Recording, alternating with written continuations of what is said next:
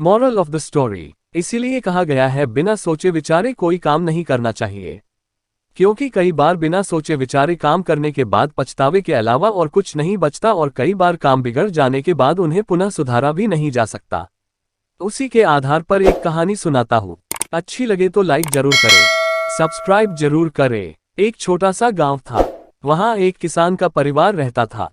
किसान के परिवार में किसान की पत्नी, 6 महीने का बेटा था।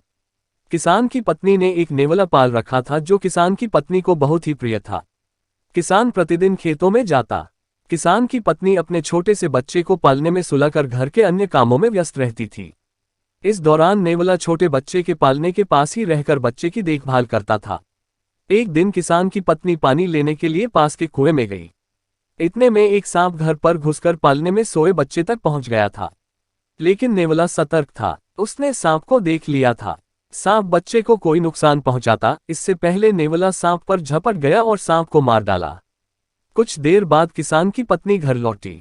उसने देखा कि नेवले का पूरा बदन खून से सना हुआ था। उसके मन में अचानक विचार आया कि कहीं नेवले ने उसके बच्चे को नुकसान तो नहीं पहुंचा दिया। वह गुस्से से लाल हो गई और उसने पास की छड़ी उठाकर नेवले के सिर में दे मारा। नेवले ने वहीं पर दम तोड़ दिया। इसके बाद किसान की पत्नी दौड़ी दौड़ी अंदर गई तो देखा कि बच्चा सही सलामत था, पालने में सो रहा था।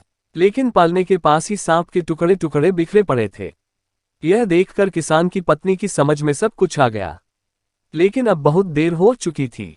बच्चे की रक्षा करने वाले नेवले को तो उसने खुद ही मार डाला था। वह अपने किए पर बहुत पछता रही थी, लेकिन वह नेवले को दोबारा जीवित नहीं कर सकती थी। इसीलिए कहा गया है बिना सोचे विचारे कोई काम नहीं करना चाहिए, क्योंकि कई बार बिना सोचे विचारे काम करने के बाद पछतावे के अलावा और कुछ नहीं बचता और कई बार काम बिगड़ जाने के बाद उन्हें पुनः सुधारा भी नहीं जा सकता।